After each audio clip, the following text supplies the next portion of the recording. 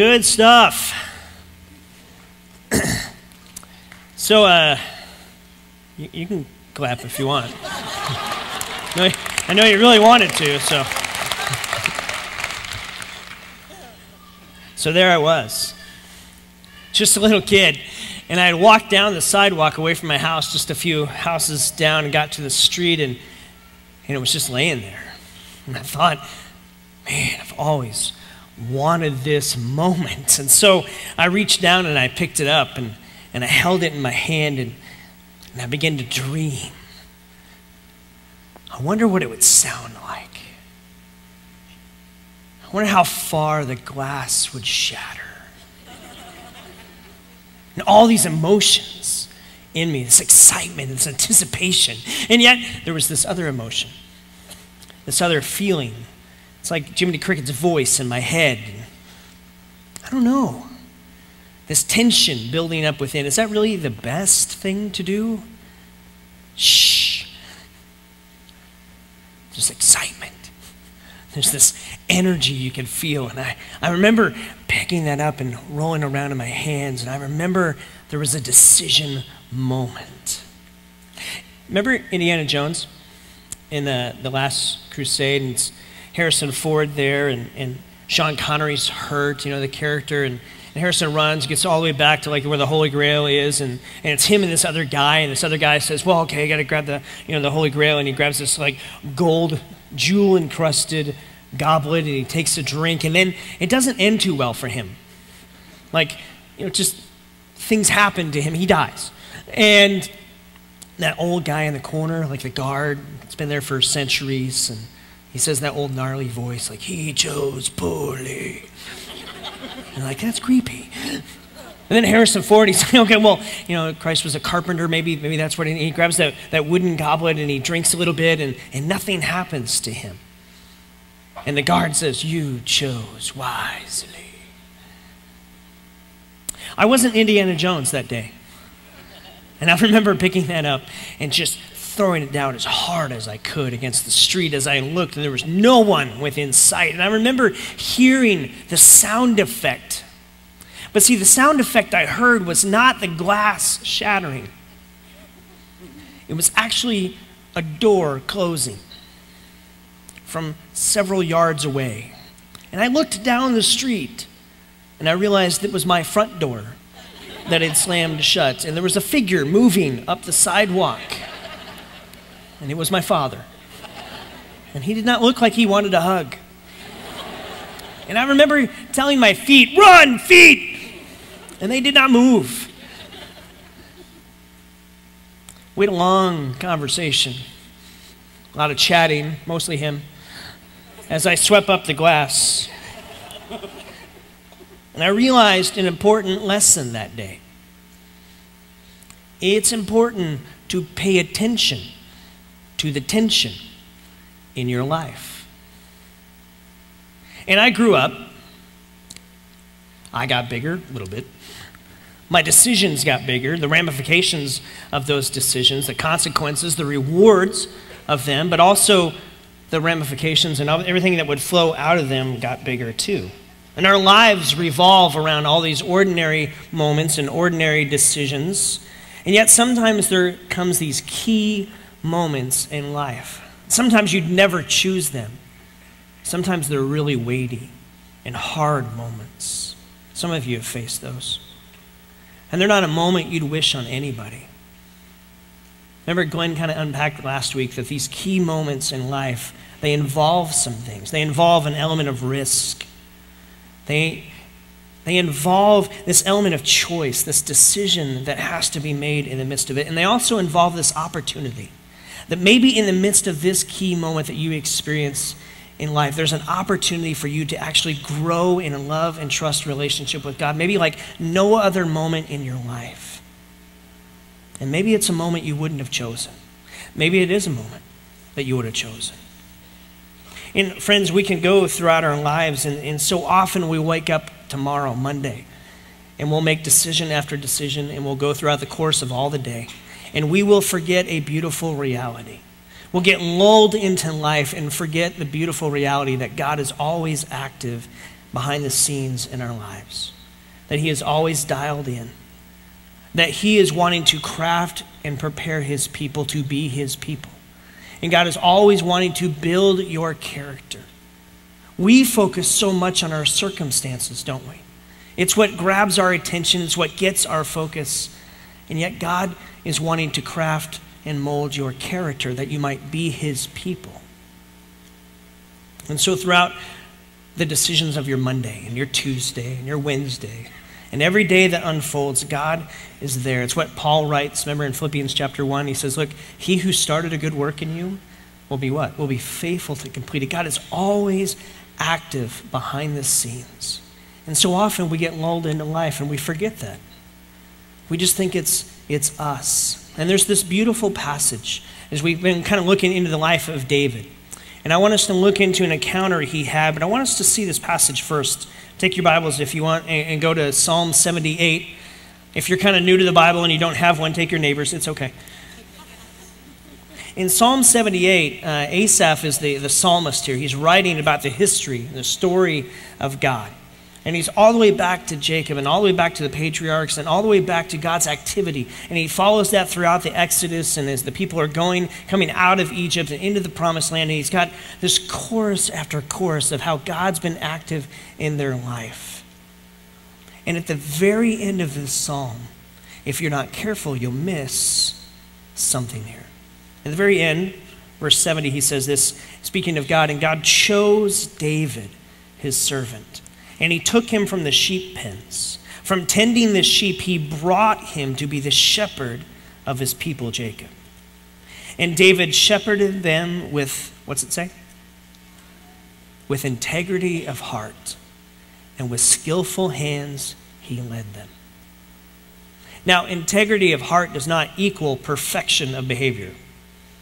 Integrity of heart does not mean that you're perfect, because we know David. And he's not. He made some poor decisions in life, didn't he? You know what? You will too. So do I. But this integrity of heart was a marker of his life. You know who's not in Psalm 78? Saul. He's not in here.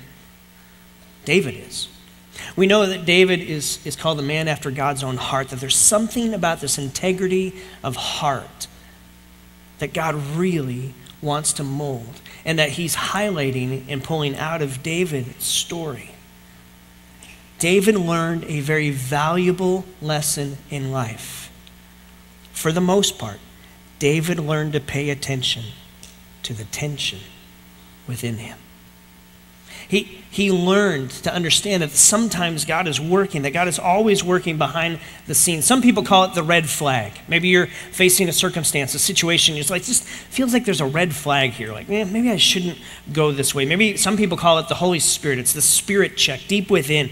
Some people call it maybe your conscience. Some people call it this hesitation deep within your gut, that maybe it's not even a right or wrong decision. It's just a decision of where you need to go. And there's just something inside of you that says, I don't know if this is necessarily the way that you should go. And we've all been there. How many of you have been shopping before? And you're there in the store and there's something inside you that says, I don't know if this is what we should get. And yet the other part of you is so excited. It's so shiny. It will bring fulfillment. And so you buy it and you bring it home and all of a sudden your dreams are shattered. Most people call it their exercise equipment. It just didn't work out. But there was something in that moment, and yet there was this tension within. Paying attention to the tension is an important lesson in life. Now, take your Bible, let's kind of peek into David's story, because there's an encounter he has that is an amazing illustration of this. In 1 Samuel chapter 24, let me kind of give you a little bit background if you're kind of new to the Bible or new to David's life and understanding what's going on. David is anointed the next king of Israel. Saul is anointed the first king of Israel. But Saul makes some poor decisions and God says, look, I'm going to do a dynasty change here. And so he anoints David as a young teenager. But he's too young to even go fight in war. So he goes back out to the sheep pens and to the hills and he's tending sheep. And And Saul continues on. Then we obviously maybe know the story of David and Goliath. David kind of shows up with lunch for his brothers, and somehow he ends up on the battlefield. Somehow he wins, and somehow Saul says, well, there's something about this guy, and he can come to the palace, and he's helping out in the palace. He starts taking over military achievements, and win after win after win after win. He's just promoted the whole way up. And then he's also right in the court of Saul himself. And in 1 Samuel chapter 18, the situation changes. And all of a sudden, Saul becomes very jealous of David. So much so that he just kind of chucks the spear at him. And all of a sudden, David is on the run for his very life. And all the success that's been happening in this moment is just gone. All the military people that have been rallying around him are now left to go, where'd David go? Because now he's on the run, and Saul has got some major anger issues. If anyone needed counseling, Saul would be the guy. And the whole last third of his life is just the slow demise of this man who was once anointed king. And it's sad to watch. And there's this injustice. David's done nothing wrong. And yet he's on the run for his very life. And so you take all of that emotion. Think about what it would have been like for you to be David. Think about it. The rise to where you were, and then all of a sudden it's all gone. And so David is taken off. He's a fugitive, and because he's a leader, other fugitives have kind of gathered around him. He's got like this first biker gang with like camels or something. And they're all out there, and they're kind of protecting different people on the outskirts of Israel. But from time to time, there's these hunting trips that Saul plans. And you know who the prey is? Well, it's David. It's this injustice that continues to go forward. And this is one of these stories that we peek into. So in 1 Samuel 24, here's how it starts. After Saul returning from pursuing the Philistines, he was told, David is in the desert of En-Gedi. So Saul took 3,000 chosen men from Israel. This isn't like, eeny, meeny, miny, mo, you can go. No, this is like 3,000 of the best warriors that he can get, because this is the hunting trip that has been occupying his mind. He wants David dead, and so he takes off. Saul took these 3,000 men from Israel, set out to look for David and his men near the crags of the wild goats. We look at that and go, okay, that doesn't mean much, but if it would have said Iron Oracle, you would have known. Like, you would have known where this place is at if you were there. He came to the sheep pens along the way. A cave was there, and Saul went in to relieve himself. David and his men were far back in the cave. Now, you've been on road trips. Sometimes you got to go. And if you're one of the 3,000 men, you just deal with it. But when you're the king and you got to go, the whole road trip stops. And you got to go.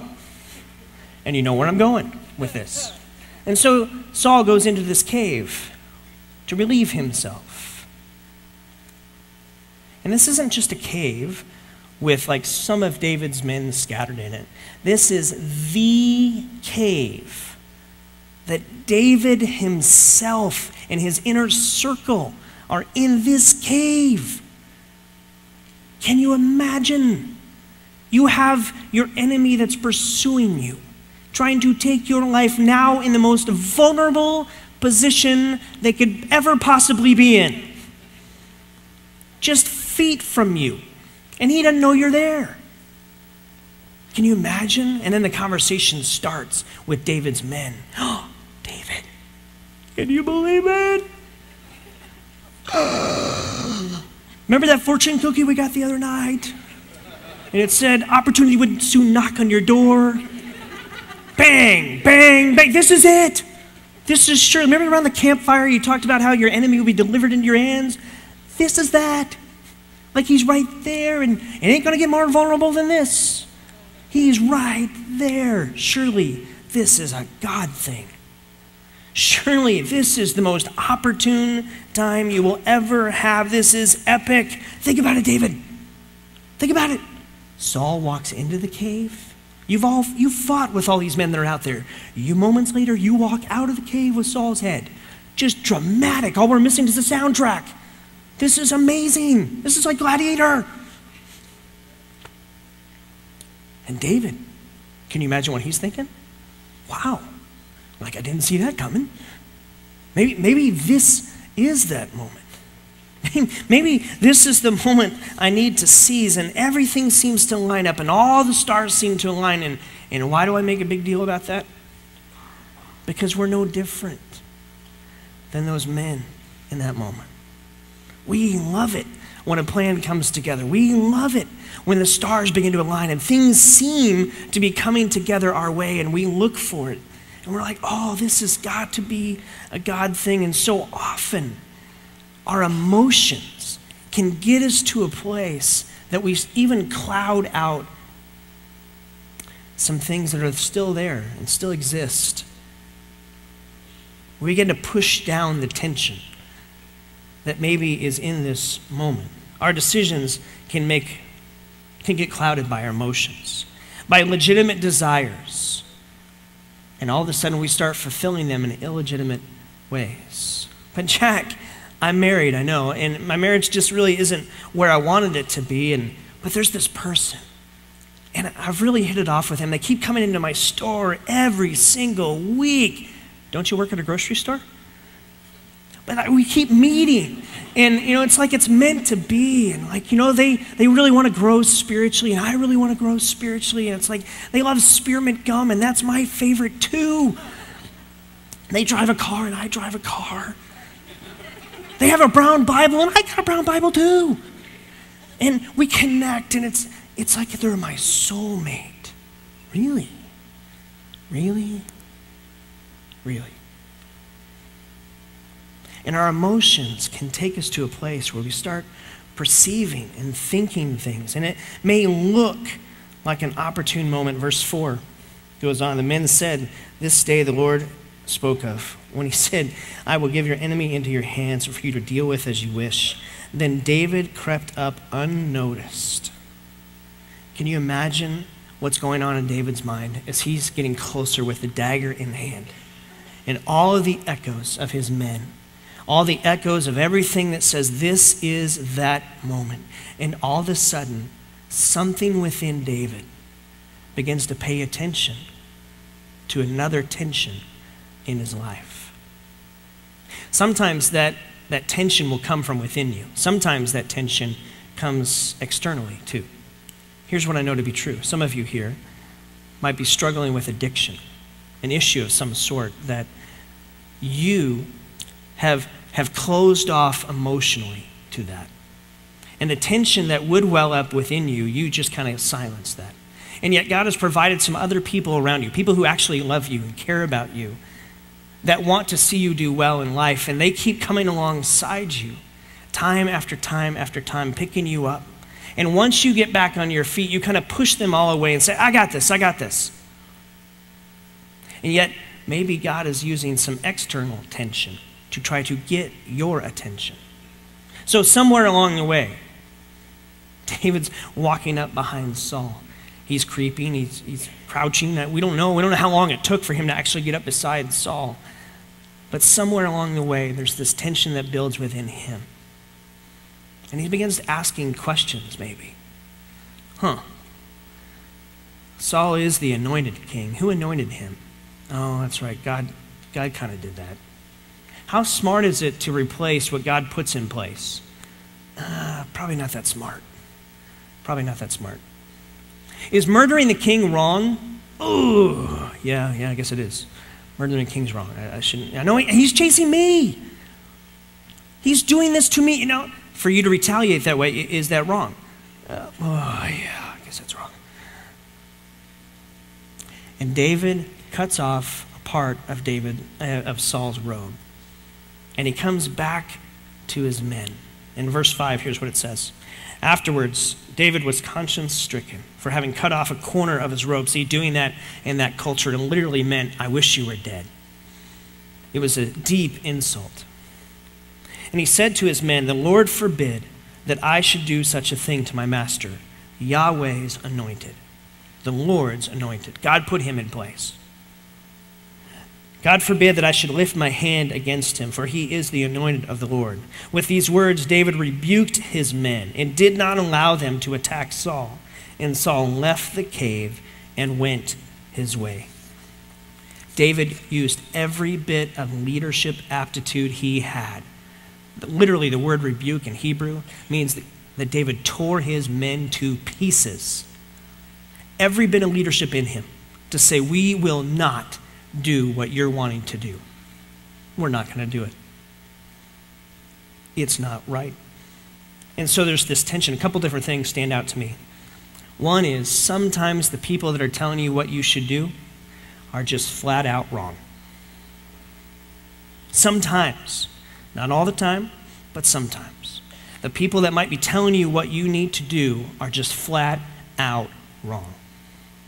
Sometimes, to be a person that has integrity of heart, it will call you to stand alone. To have an integrity of heart, to have that as a part of your life, it will call you to stand alone at times. Because that's where David stood, alone.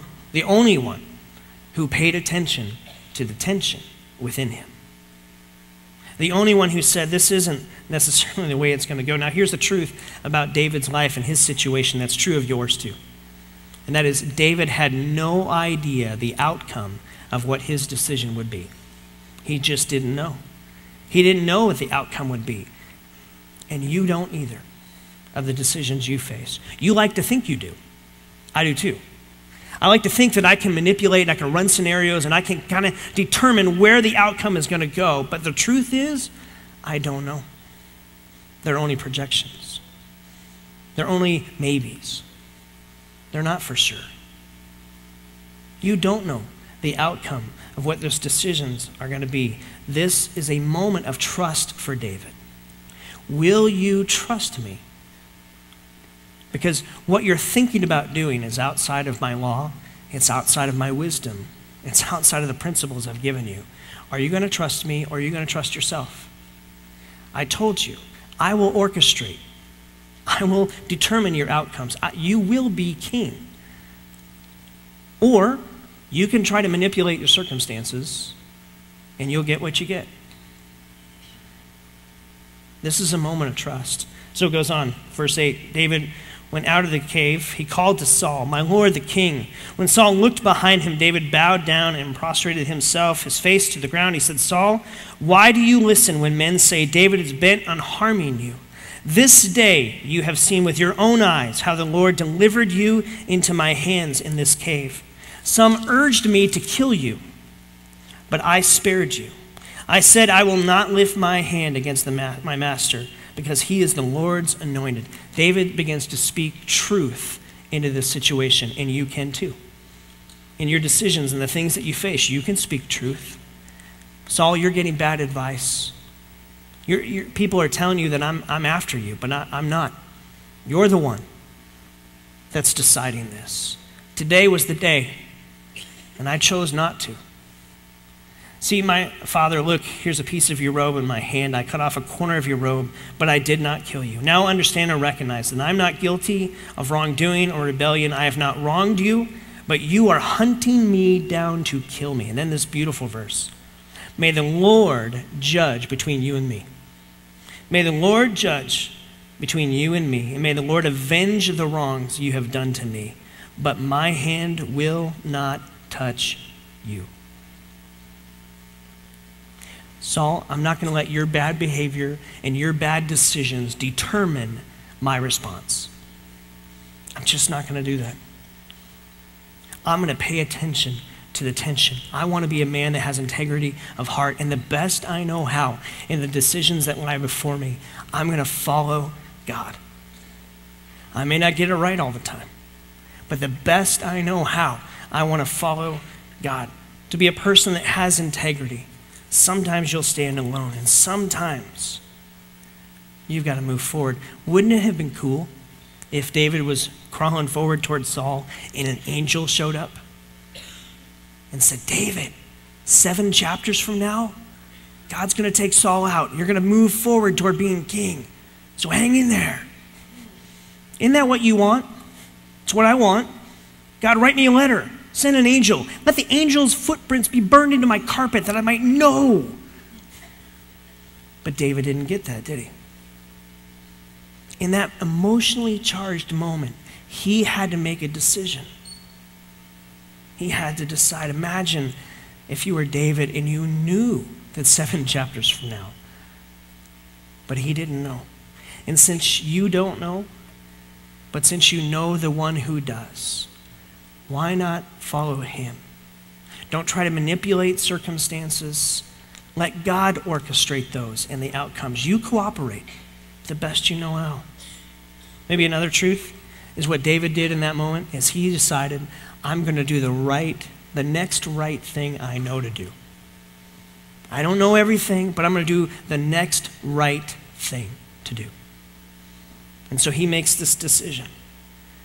God, you orchestrate. I'll cooperate. You determine the outcomes anyway. And then this beautiful truth.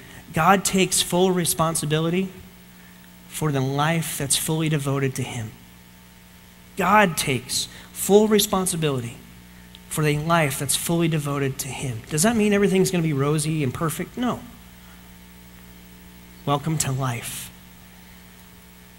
But God will take full responsibility for the life that's fully devoted to him. A life that's fully devoted to him pays attention to the tension. It doesn't miss that, doesn't allow emotion to run them to places where they are standing outside of God's law, outside of his wisdom. They pay attention to it. They want to lay their head on the pillow at night and say, God, you and me, things are right between us. And I want you to orchestrate my life. People who live with integrity of heart, they pay attention to the tension. Because sometimes they realize the tension is God's intervention, trying to hold them back and to say, I've got you. I can lead you. I want to guide you. Don't run ahead of me. So I don't know how this morning hits you, where you are in the midst of all of that. See, decisions get bigger, don't they? Some of you are facing decisions right now that you wished you never would have. I love Jesus.